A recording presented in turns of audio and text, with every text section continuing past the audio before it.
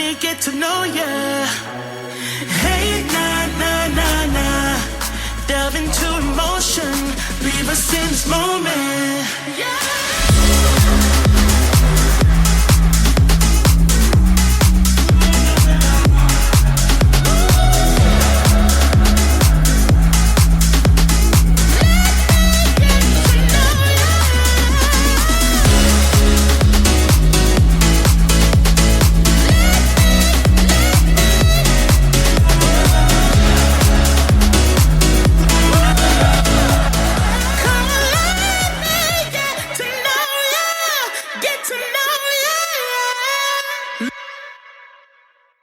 Hello, welcome to Literature License Podcast, and we are getting to know Tom Diamon. Hello, Tom.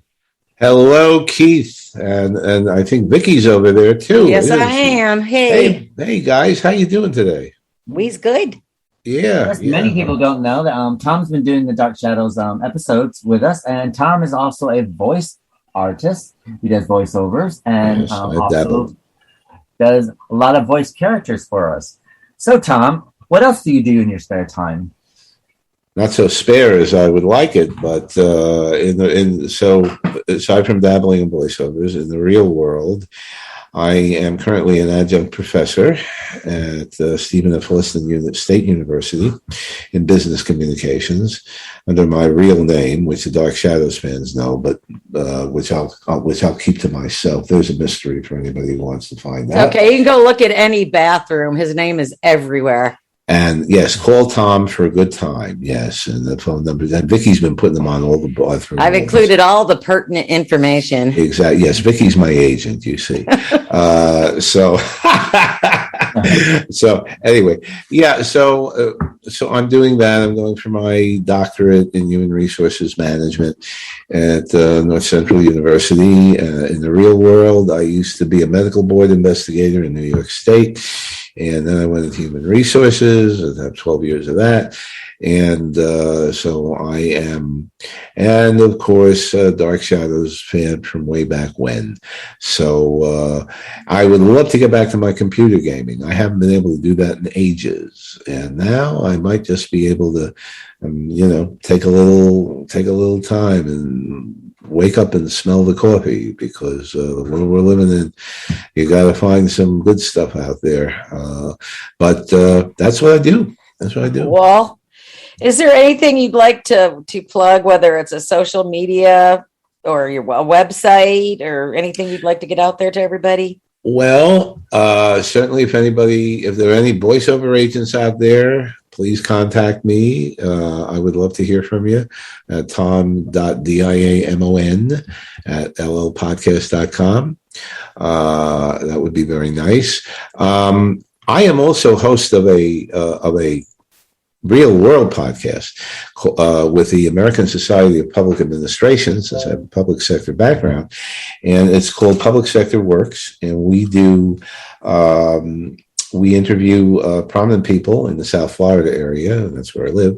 We interview prominent people in public sector as well as in academia, and we started that last December, and it has a pretty decent, considering we're on Podbean, LinkedIn, YouTube. No, not YouTube yet. Podbean, LinkedIn, Facebook, and a couple of other places. But Podbean is our main thing right now, and we're expanding. And we were voted, and not to blow my horn, but we were voted by Yelp magazine out of the UK. We were voted one of the 20 best public sector podcasts for 2020. Good deal. I didn't know that. That's cool. Yeah, well, I like to keep stuff like that under wraps. But yes, I thank you. And so that's another thing that I'd like to. And of course, I'm very proud to be with your group because as a lifelong Dark Shadows fan, it's enabled me to give back to the fandom. So that's what I do.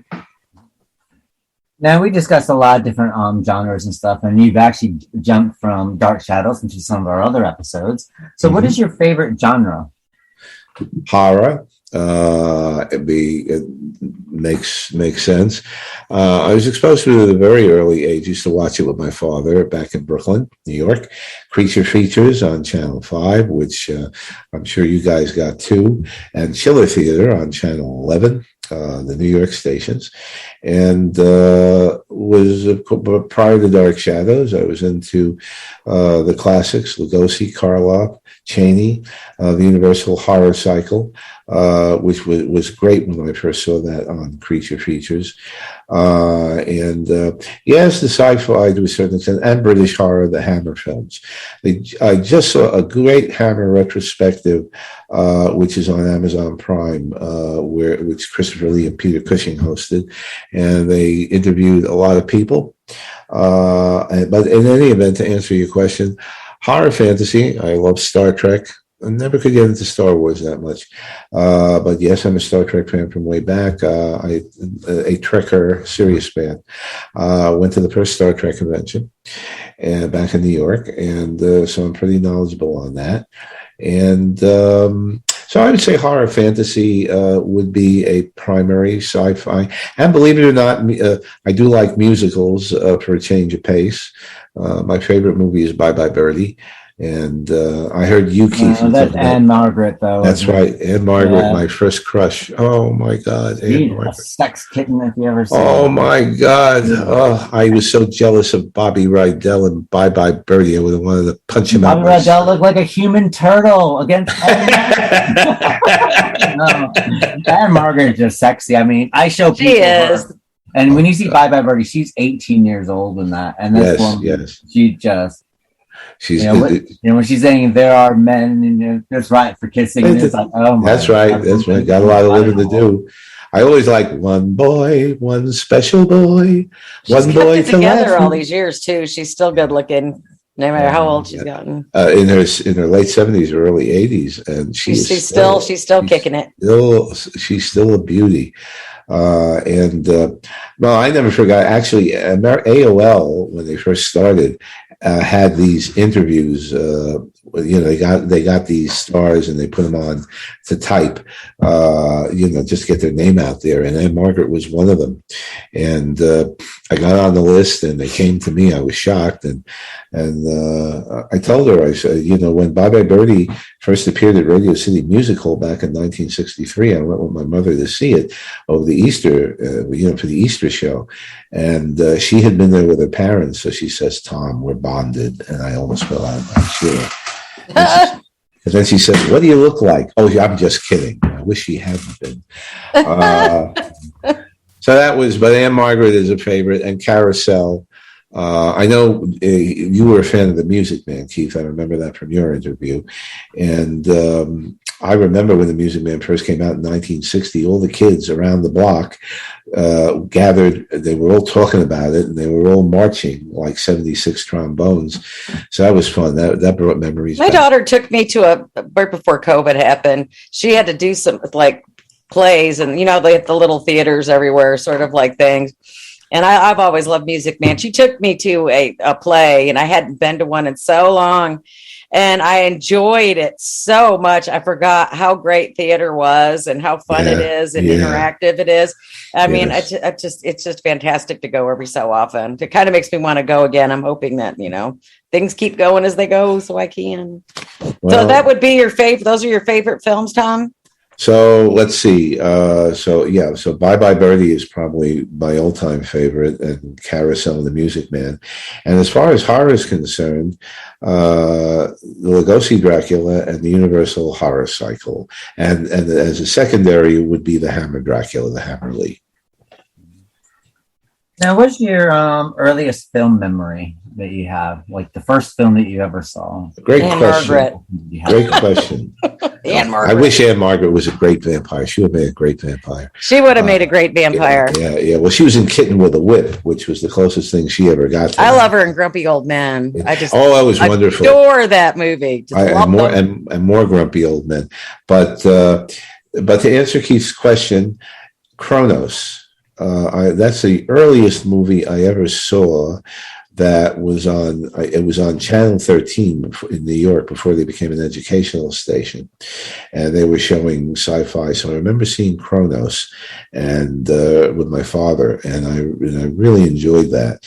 And from then on in, I go to the Saturday matinees at my local movie theater, which showed The Manster and some of these schlock's 50s sci-fi films and so forth. But The Eye. Yeah, Remember the eye that would chase you through? It was a big eyeball. Crawling eye with Forrest Tucker. Yes, there you go. I was looking for that oddly enough the other day. I know there's a movie with this giant eyeball. Yeah, I watched it. It's on the Killer Movie Channel. It's on the Is it The Brain from Planet Aris? The Brain. Oh my God, that was even with John better. Agar. After Oh my God, those are just so bad. They're There's one about Hitler's brain. There's one about Hitler's brain. They saved Hitler's brain. Yes. I think that was cool. We could do a whole season just on that stuff, Oh my God, the Manster. Everybody was screaming when they saw this guy with two heads and stuff like that. And Invaders from Mars is another one of my favorites. And Ray Milland, Man with the X-ray eyes. Is that what it was called? Yeah. That was a real.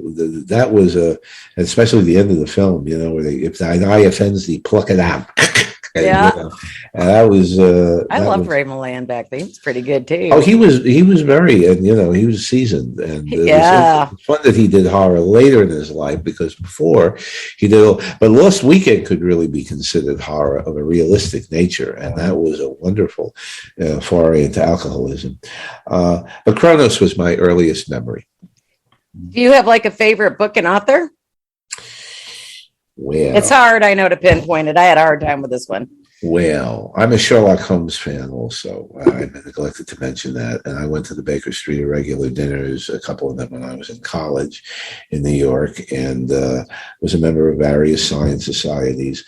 So I would say that in terms of my favorite movies growing up in that vein were the Rathbone films, the Rathbone Bruce films. Basil Rathbone.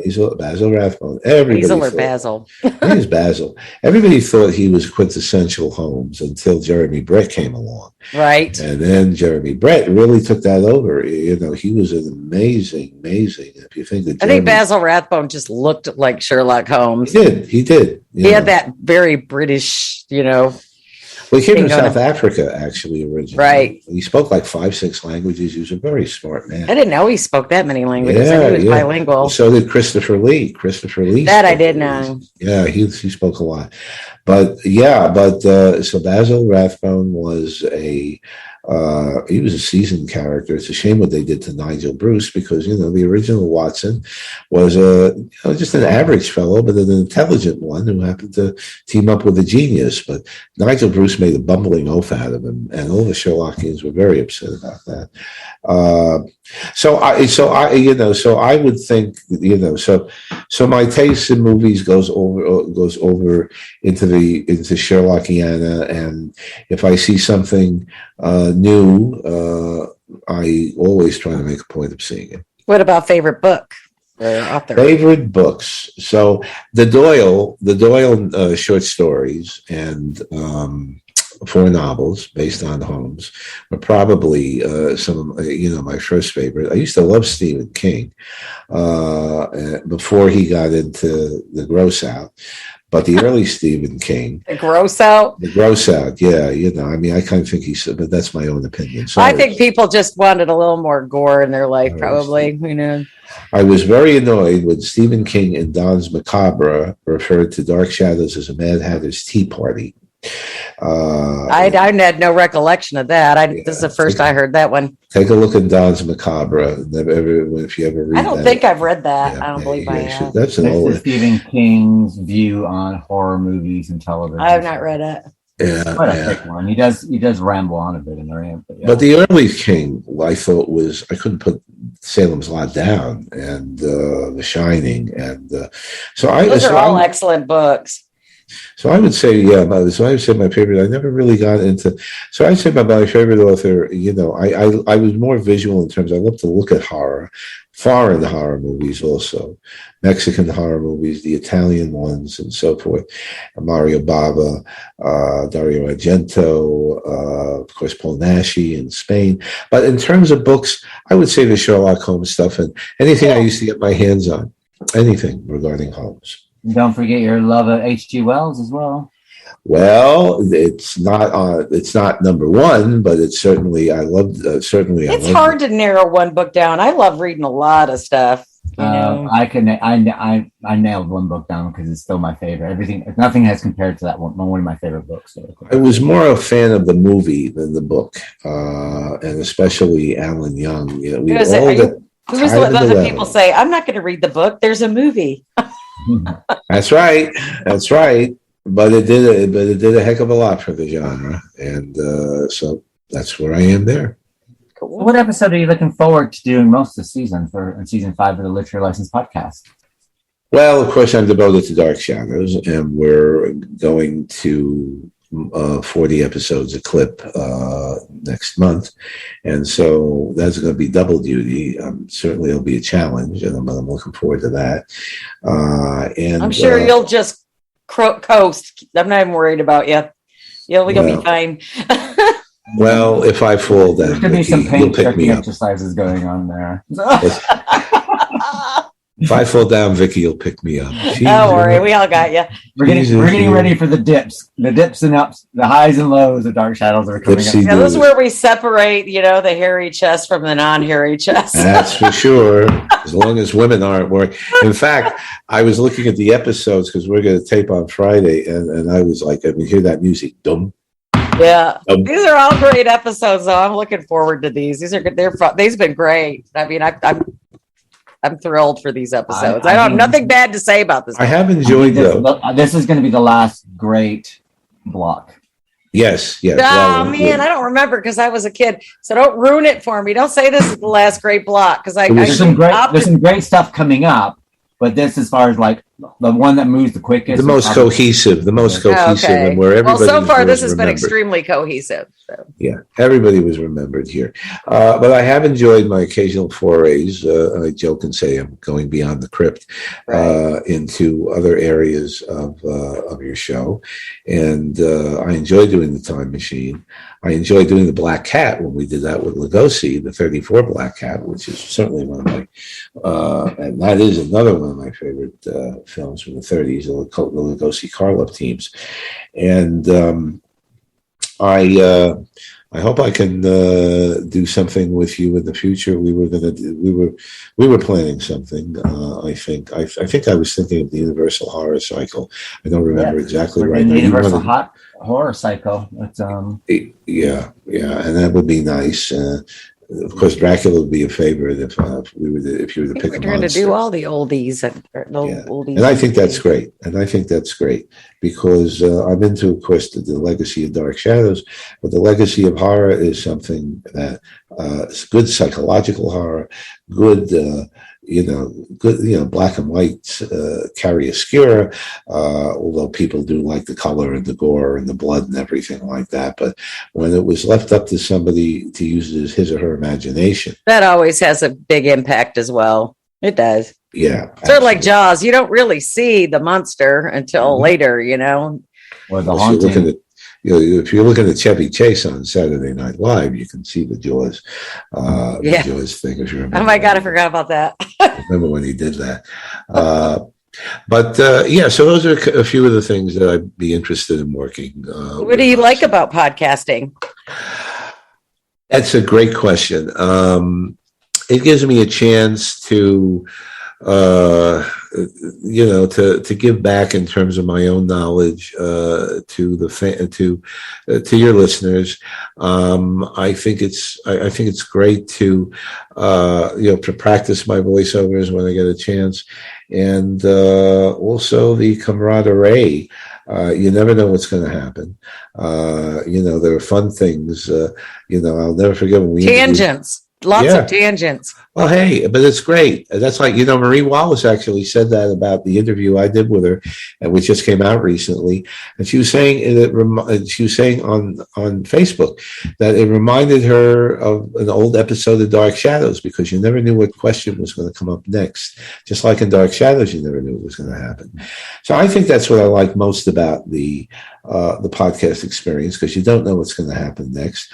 I was going to say, when we interviewed the late Robert Rodan, right, and I started and I had made it up with him in advance, so I started munching on the chicken leg, and then later on, well, don't do that again. Don't munch on the chicken. You can hear yourself chewing and stuff like right. that. But who knew that was going to happen?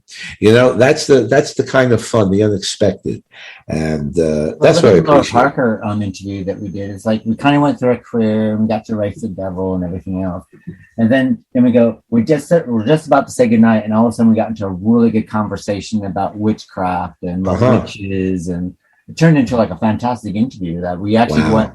That we got some really good stuff by the end of that interview, sort of thing. So that's what's quite fun about the interview, not really having a script, just knowing it's like, okay, we know what we need to hit, but then it's a spontaneity.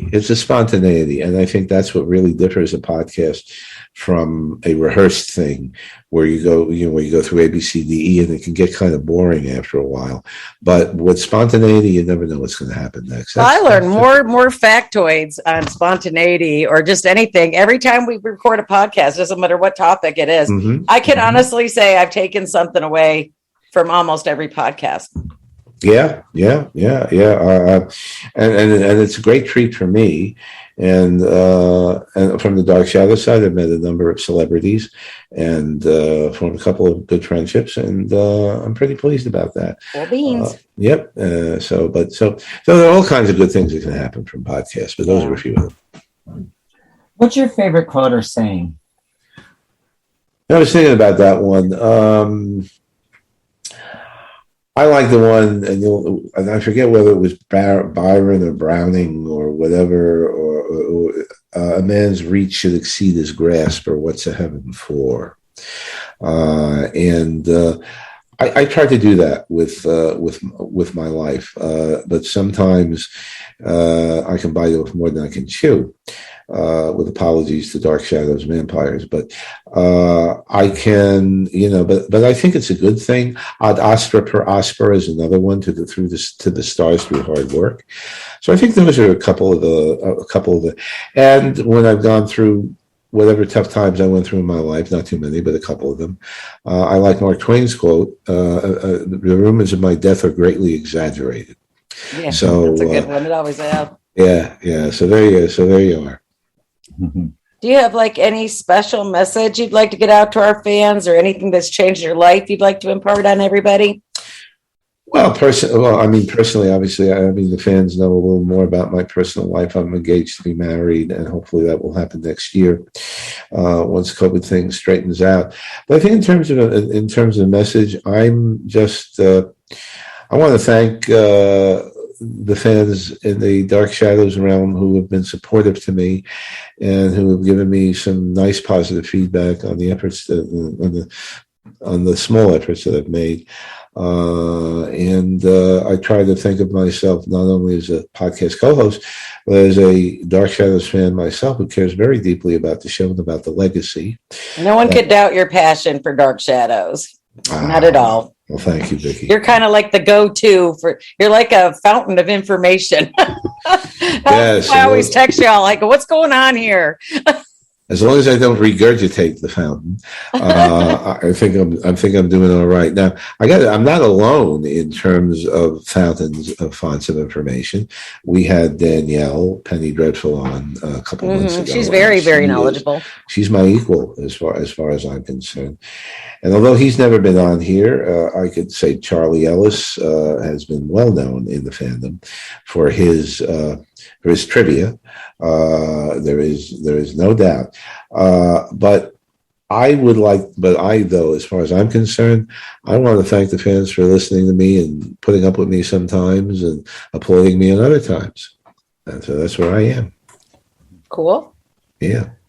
So when your time has passed on this great earth and the marble that we live on Right. goes spinning round and around, and what do you want to be best remembered for? Oy vey. Wait, Well, I'll tell you, that's my Jewish Brooklyn coming out. Who wants, mortality? I used to be thanatophobic, as a matter of fact. And, and Keith will go into all kinds of stuff on the fear of death and what that represents. And part of the thing of being interested in the vampire mythos is the immortality, the knowledge that is accumulated over hundreds of years, the money. In fact, there was a book that came out years ago by a Dr. Noreen Dresser, who's an English professor, and it was on the American vampire. And she said that the vampire mythos is really the American dream, if you think about it, because the vampire, once again, comes from money, has all kinds of knowledge, can live forever, sexuality, and so forth. So what I would like to be remembered for is that comes from Star Trek, actually, Sitting on the Edge of Forever. Let me help. And I'd like to think that I've helped people. I enjoy what I'm doing right now in terms of helping my undergraduate college students. And I have enjoyed helping the public health when I was a medical board investigator, getting people jobs when I was in HR. And I'd like to be remembered for helping, and I'd like if somebody mentions my name, whether it's Tom Diamond or my real name, there's a smile that comes to their face, and I hope that happens. I'm sure it does. And we want to thank you, Tom, for your wealth of knowledge for Dark Shadows. And we're looking forward to season 5 and us grudging our ways to the end. And hopefully, I told you we're when just this going to first carry started. each other over that finish line. I told you when this first started that I wanted to stay with it to the end, and I will. Oh, we knew you would. And I have to. Well, of course. I mean, but and no, none of the fans know this. But how did I hook up with you guys? You had put in an ad on Facebook on one of the websites, and I answered vaguely it. remember that. And I answered it, and somebody else answered it saying, "Who are you?" I didn't say that. Did you? No. Somebody else, one of the other fans answered it saying, "What is this? Who are you? What the hell is this about?" That kind of thing. But I had a good feeling. I said, "I know what this is about," and I'm very glad you hired me, and I look forward not only to seeing the original series to the end, but the other stuff that we do have, and I'm going to let Keith talk about that in the future. But there are a couple of other little surprises we have down the line, and I'm looking forward to participating in that too, as well as other stuff. With the new Dark Shadow series, might be coming closer than we think. They keep saying that. I was going to say that Friday. The article just came out a few days ago. I texted you guys with it. Is that what you said? I haven't had a chance to finish reading that. Is that what you sent us? Yes, it was an interview with. Now I have to start remembering his name, but he's the guy. Perry is the last name, I believe it is, and he's. Is this going to be a CW thing? Not anymore. No, CW turned it down, so he's hawking it. Okay. He's hawking it, but he's already got some stuff in mind, and he said it in the article. It's going to involve Vicky's daughter coming back to Collinwood because she found out she owns half of it.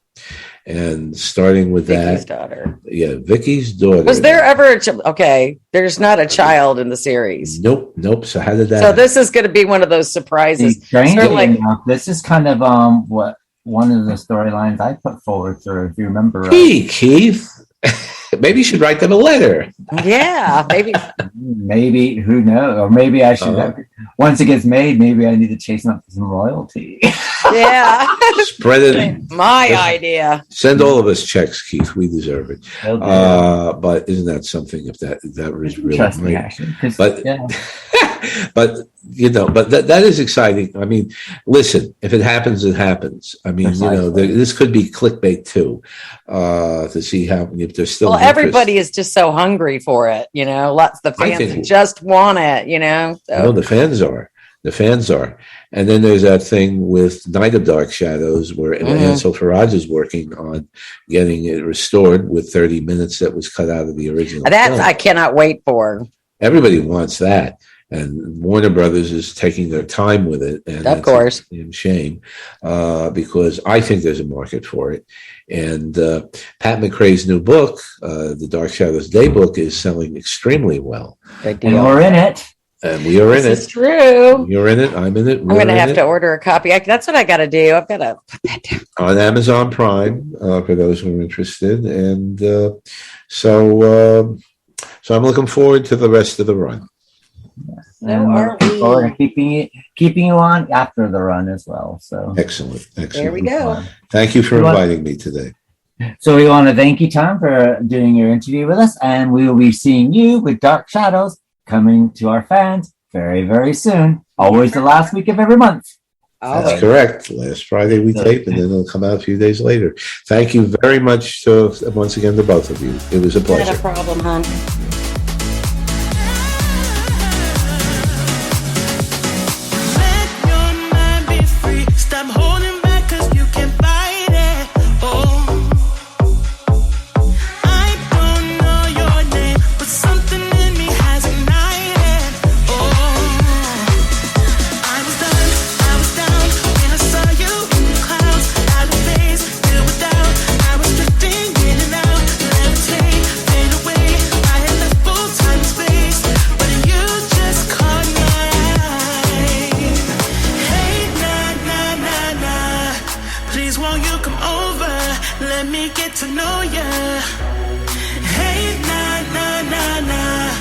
Delve into emotion, leave us in this moment.